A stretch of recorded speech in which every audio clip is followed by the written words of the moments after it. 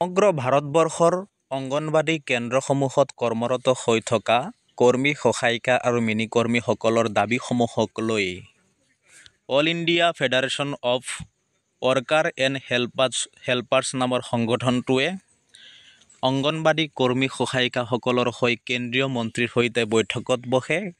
Doctor Annapurna দেৱীৰ সৈতে আলোচনা হয় আৰু মন্ত্ৰীগৰাকীয়ে গুৰুত্বপূৰ্ণ মন্তব্য কৰে। প্ৰায় ৪৫ মিনিট সময়জোৰা বিভাগীয় মন্ত্ৰীৰ সৈতে বৈঠক অনুষ্ঠিত হয় আৰু অংগনবাদী কৰ্মী সহায়িকাসকলৰ যি জ্বলন্ত সমস্যা সেই সমস্যাসমূহ উত্থাপন কৰা হয়। অনুগ্ৰহ কৰি ভিডিঅ'টো আপোনালোকে শেষলৈকে চাব।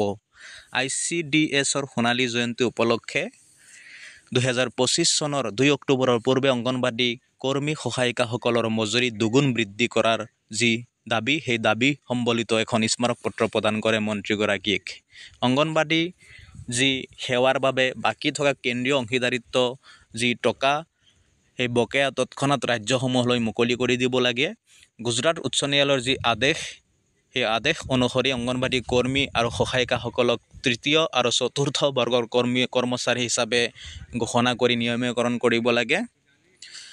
অংগনবাদী কৰ্মী, মিনি কৰ্মী, সহায়িকাসকলৰ নিম্নতম মজুৰি প্ৰতি মাহে ২৬,০০০ টকালৈ বৃদ্ধি কৰিব লাগে। পেঞ্চনৰ ব্যৱস্থা কৰিব লাগে। PFESI আদি পৰৱৰ্তী কেন্দ্ৰীয় বাজেটৰ ভিতৰত কাৰ্যকৰীকৰণ কৰিব লাগে। অংগনবাদী কৰ্মী সহায়িকাসকলৰ কাৰণে ইউনিফৰ্ম ছাৰ্ভিচ কণ্ডিশ্যনছ প্ৰয়োগ কৰিব লাগে। অংগনবাদী কৰ্মী সহায়িকাসকলক গ্ৰেচুইটিৰ ব্যৱস্থা কৰিব লাগে।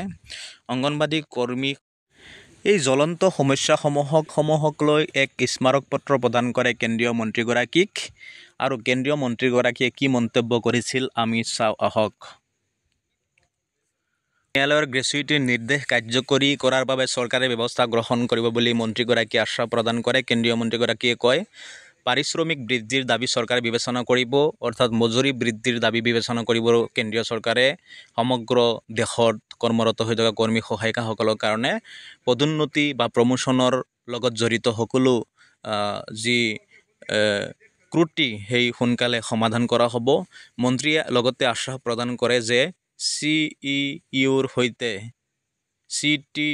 সৈতে জড়িত সকলো trade union, federation of Anganwadi workers and হেল্পাৰৰ সৈতে এখন বৈঠক অতি সোনকালে আহ্বান কৰা হ'ব। বিভিন্ন যি সমস্যাৰ বাবে কাৰ্যকৰীকৰণত অসুবিধাৰ সন্মুখীন হ'লে FRSৰ সমস্যা সমাধান হ'ব বুলি মন্ত্ৰীগৰাকীয়ে আশ্বাস প্ৰদান কৰে। All India federation of Anganwadi workers and হেল্পাৰ্ছৰ উদ্যোগত যি কেন্দ্ৰীয় মন্ত্ৰীৰ সৈতে বৈঠক অনুষ্ঠিত হৈছিল, সেই বৈঠকত এই দাবীসমূহ উত্থাপন কৰা হৈছে, স্মাৰক পত্ৰ প্ৰদান কৰা হৈছে। আৰু যি আইফাই অহা 21 আগষ্ট 2025 তাৰিখে সমগ্ৰ ভাৰতবৰ্ষত কলা দিৱস পালন কৰিব। অংগনবাদী কৰ্মী, সহায়িকা আৰু মিনি কৰ্মীসকলৰ যি ন্যায়, সেই ন্যায় কেন্দ্ৰীয় চৰকাৰে প্ৰদান কৰিবই লাগিব। প্ৰমোশ্যনৰ ক্ষেত্ৰত যিখিনি অসুবিধা হৈছে, সেই অসুবিধাসমূহ শীঘ্ৰে দূৰ কৰিব লাগে। তেওঁলোকক মিনিমাম মজুৰি প্ৰদান কৰিব লাগে ২৬,০০০ টকা। কেন্দ্ৰীয় চৰকাৰে শীঘ্ৰে ঘোষণা কৰক। গ্ৰেচুইটি প্ৰদান কৰিব লাগে শীঘ্ৰে। FRS বাতিল কৰিব লাগে। FRS শীঘ্ৰে বাতিলকৰণ কৰিব লাগে কেন্দ্ৰীয় চৰকাৰে। এই কেইবাটাও দাবীসমূহক লৈ কেন্দ্ৰীয় মন্ত্ৰীগৰাকীৰ সৈতে ৪৫ মিনিট সময়জোৰা বৈঠক অনুষ্ঠিত হৈছিল। আৰু সেই বৈঠকৰ অন্তত অংগনবাদী কৰ্মী সহায়িকা সংস্থাই এই তথ্যখিনি জনাইছে।